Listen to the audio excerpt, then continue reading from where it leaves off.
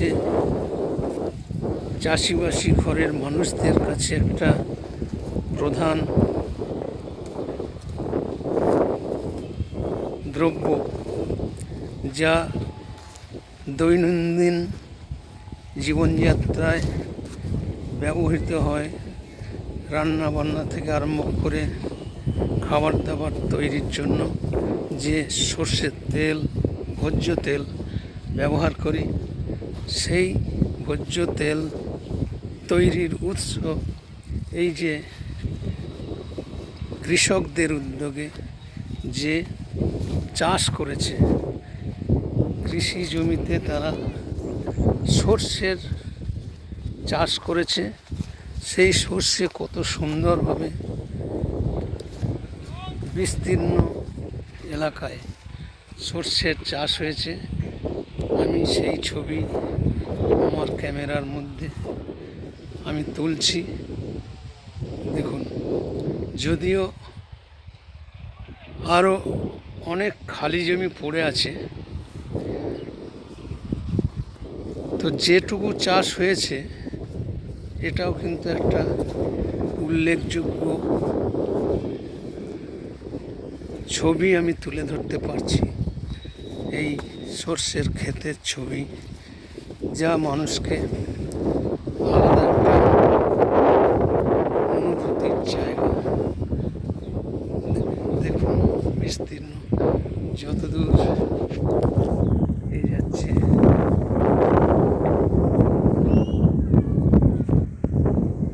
সর্ষের ওই পূর্ব দিকে যে ছবিটি এখন নিচ্ছি, ফল ধরে গেছে, অর্থাৎ ফুল হয়ে যাওয়ার পরই ফল ধরে, সর্ষের ফল। সেই সর্ষের আমি আরেকটু এগিয়ে যাচ্ছি।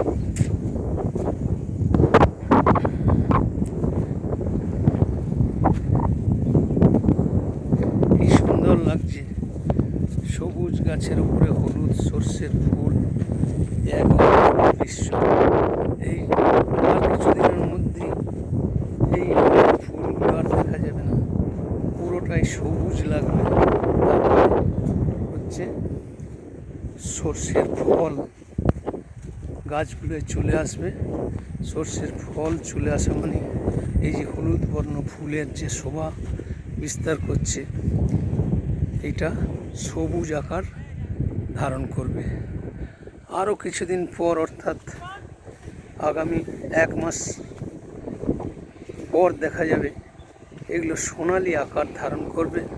অর্থাৎ সর্ষে ফল থেকে সর্ষে পেকে গেলে তখন চাষিদের কাটবার সময় হয়ে যাবে। এই কাটবার সময় হলে এই ফলগুলি একটু সোনালি কালার ধারণ করে। সেই সোনালি কালার ধারণ করার পরই তাকে কাটতে হবে, বাড়ি নিয়ে গিয়ে তুলতে হবে, ঝাড়তে হবে। এই সমস্ত প্রক্রিয়াগুলো একটার পর একটা চলতে থাকবে। আমি এগিয়ে যাচ্ছি, যেটা ফল ধরে গেছে, সর্ষের ফল, আমি সেই দিকে একটু এগিয়ে যাচ্ছি।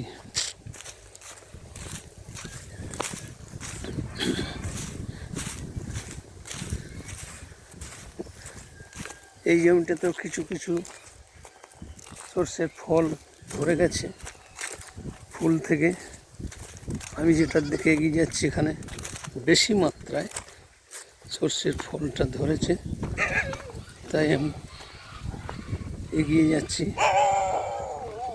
এই জমিটার দিকে।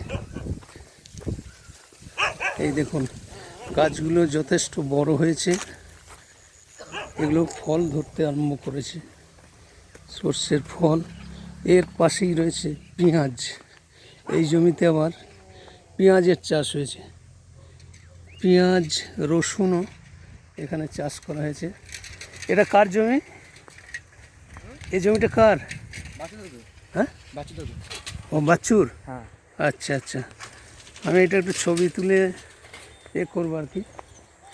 এই দেখুন, এখানে ফল ধরে গেছে, সর্ষের ফল। এটা কি ছোট সর্ষে? সে কালো সর্ষে না এটা? হ্যাঁ, এটা কালো সর্ষে। কালো সর্ষে, হ্যাঁ সাদা নেই এখন, কালো সর্ষেটাই তো ভালো না। হুম।